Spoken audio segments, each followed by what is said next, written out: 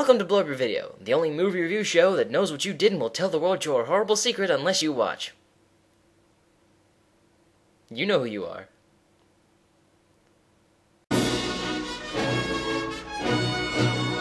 Yes, with J.J. Abrams' upcoming Star Trek movie, I feel it's about time to let the inner Trekkie in me break free.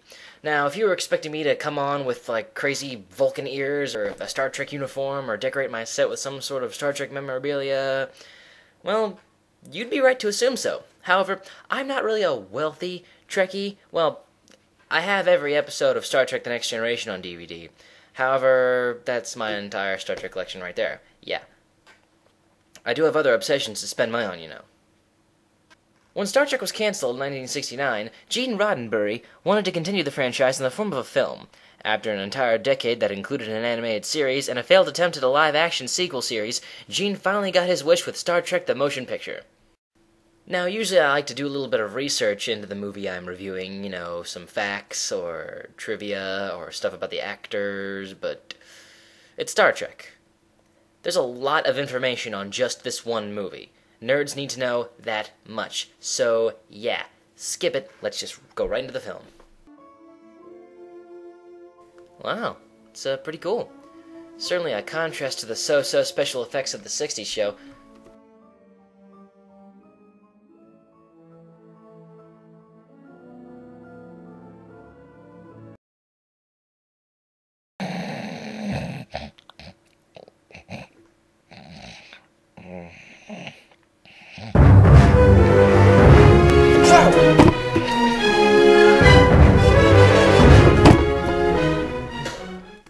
Okay, so, it's off to a bit of a slow start. Oh, but, technically that wasn't even the start of the movie. Let's see how it really starts. Ooh, Klingons! The cool kind, too. Wow, they must be starting off with an epic battle straight from the get-go.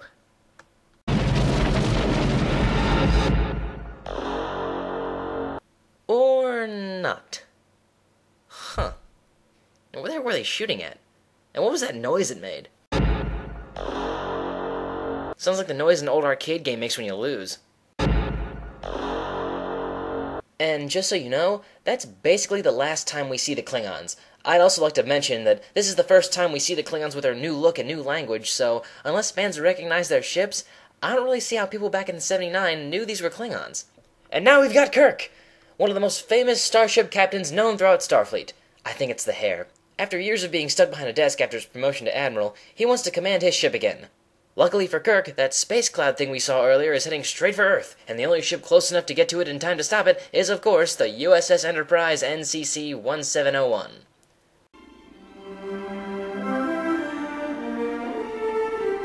And there it is! Hello. Thank you, Mr. Scott. Wow! So Kirk gets to the bridge and most of the old crew is there! Chekhov. Aye, sir. Ooh, Chekhov! Say something funny with your accent! Then we woke up, we had these worries. Now say nuclear vessels. No. So yeah, it turns out that the real captain of the Enterprise right now, Captain Decker, is completely unaware that he's being replaced by Kirk for this mission. No one has the stones to tell him, apparently. So Kirk gets to. What could possibly go wrong? I'm sorry, Will. No, Admiral. I don't think you're sorry. Not one damn bit. I remember when you recommended me for this command. You told me how envious you were and how much you hoped you'd find a way to get a starship command again. Well, sir, it looks like you found a way. Wow, what a douche. I'm gonna call this guy Trent. I'm glad you asked that, Words. You see, kids, the term originates from a character played by Travis Van Winkle in the recent remake of Friday the 13th.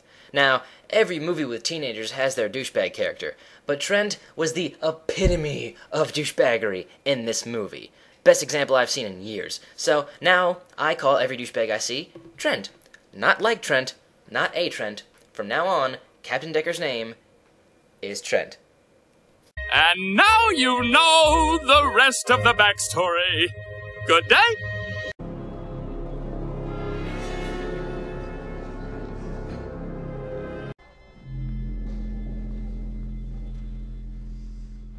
That's all we know about it.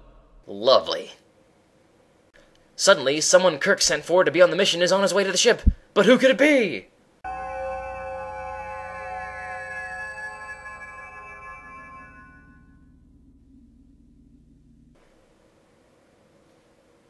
Barry Gibb? Well, you can tell by the way I use my walk. I'm a woman's man. No time to talk. No, it's Dr. Leonard Bones McCoy, my favorite character from the original series, played by the late great DeForest Kelley, and he's just as grouchy as ever. Aw, I was kinda hoping he'd keep his crazy mountain McCoy beard for the whole movie. But I still recommend further simulation study. Mr. Decker, every minute brings that object closer to Earth. Oh! Trent, you just got shat on! Time to go to warp speed, but wait! They're not ready for warp speed yet! So what happens? A wormhole. Don't ask me why, they never really go into it. In fact, it doesn't really make much sense. And it's not so much of a wormhole as it is a really bad acid trip. Oh god, it's 2001: A Space Odyssey all over again! No casualties reported, Doctor. Wrong, Mr. Chekhov. There are casualties. My wits. Mine too, Bones. Mine too. Then Spock shows up, from his failed training on Vulcan to be purged of all his emotions, so much so that he's even more Spock-like than he usually is, and it makes for a really awkward reunion. The Cloud then scans the ship with a giant bolt of lightning somehow, and this kills the bald chick that Trent was apparently in love with. Then he just kind of forgets about her after a while. Then she goes back! Or at least a very sophisticated robot made in her image by the Cloud, whose name is V'ger, to collect information about them does. This is a mechanism. Yes, because mechanical sentient life forms can never be fully human. That's ridiculous. If you prick me, do I not leak? Spock has some kind of Vulcan psychic sensory whatever-y connection with the Cloud thing, so he takes his spacesuit and enters the Cloud himself. Computer, commence recording. Captain Kirk, these messages will detail my attempt to contact the aliens.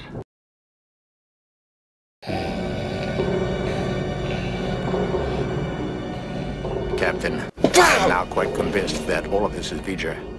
Damn it!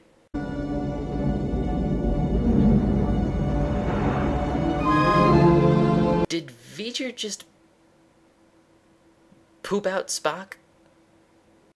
Okay, after this it just kind of takes a really long time to wrap this up, so let me do it better. Turns out that Cloud thing V'ger was really the lost Voyager 6 probe sent out to gather information. It was found by a machine species and rebuilt to complete its mission, which was simply to gather information and then send it back to its source, which is the planet Earth. However, it's sentient but still stupid. Thinking that the source was being hidden or something by the Earth, and the only way to find it was to wiping out the humans, it attempted to do so, planning to merge with the source to complete its mission, then finding purpose in its stupid life. Luckily, Trent offers himself to the thing because his robot girlfriend, who he loved I guess, and they merged to form a new life form. Then everything's all better. The Earth is saved and Kirk has his ship back.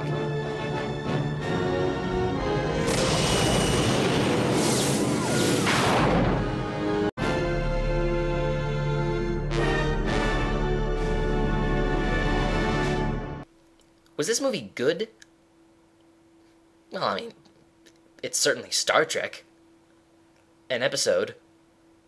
One really, really long and drawn-out episode with really good special effects. That's about it. For a Trekkie, it's pretty decent, but it's got nothing on the sequel. Stay tuned next week on BUYV Video for Star Trek II, The Wrath of Khan. Words?